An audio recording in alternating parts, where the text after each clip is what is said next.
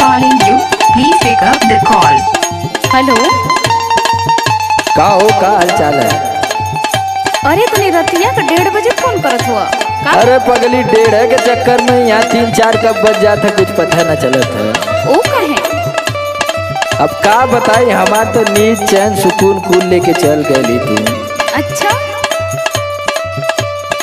अच्छा ये बताओ कि कहिया आवे के है? अब हम का बताएं? अरे अपने माई से बतिया ले, नहीं तो मैं आ जाए ले आई। का हो गए बतावा?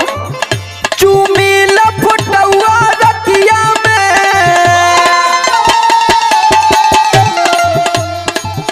चूमी लफटुआ रतिया में, जब याद तोहर तड़पावेला, कोरवा में सुता के चल गईलू। तब का हो गए रे? कोरवा में सुता के चल गईलू, निदिया ना अकेले आवेला।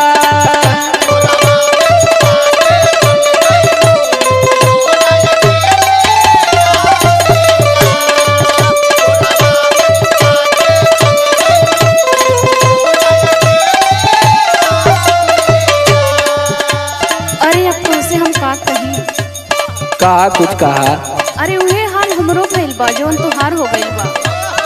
अरे वो दे आलोक वो भौजी भी चल गली, वो देखती कि ढनकत हुआ यहाँ हुआ। हाँ सुना सुनावा। चूड़ी कंगना बिंदिया पायल, चूड़ी कंगना बिंदिया पायल, रोज पिया पिया बोलावेला। जहिया से नैहर चली आईली, जहिया से नैहर चली आईली, इंडिया ना अकेले आवेला।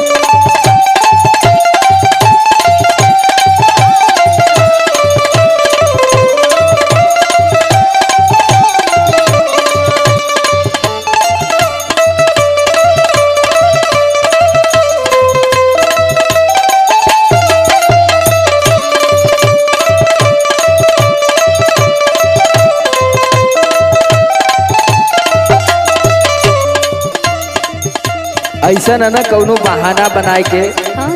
अपने माई से बोले कि उनका तबीयत बहुत खराब है। अरे ऐसे कहे को तारा? अब बिना बहाना पहले जल्दी कुल छोड़ी है ना। जाना तो कि 3-4 दिन का दूसरे घर जाके सुतत हुआ। जब से जिंदगी में आईलू तू,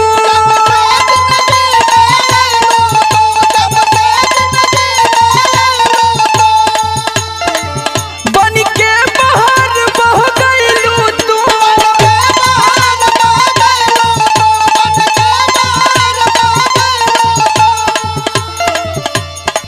अभी जानला कि ना आईबू तो हमरे कोनो रोग हो जाए, हम तनिको सूत ना पावत ही। अरे सूतल करा काहे नहीं सूतल? बहुत मेहनत करत ही तब ना सूत पावत हम एकदम। जब से जिंदगी में आईलू तू, बन के बाहर बह गईलू तू। कोयल जैसन बोलिया तोहार,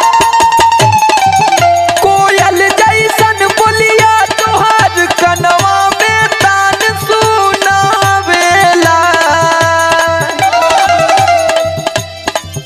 कोरवा में सुता के चल गईलू, कोरवा में सुता के चल गईलू, निदिया ना अकेले अब आवेला।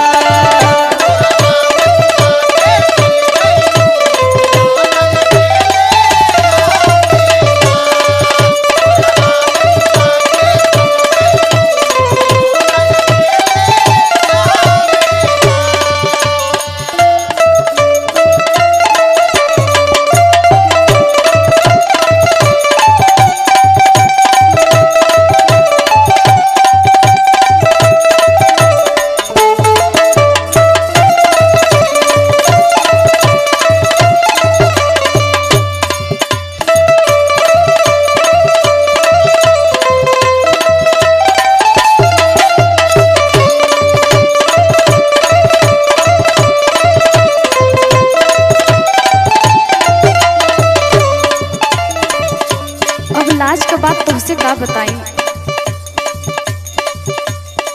कैसे हम का करी कुछ समझ में ना आवत है। का चाहती कि हमारो हालत आलोक भैया मतीन हो जाए।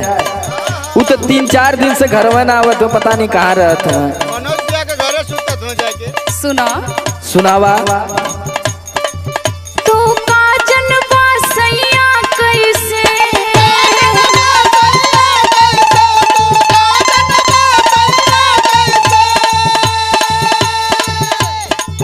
रोज रतिया हमर बीतेला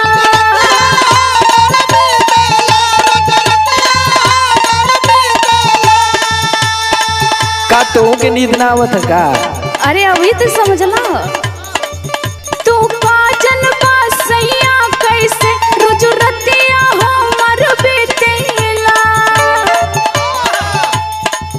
समर आलोक अब तोहरा बिन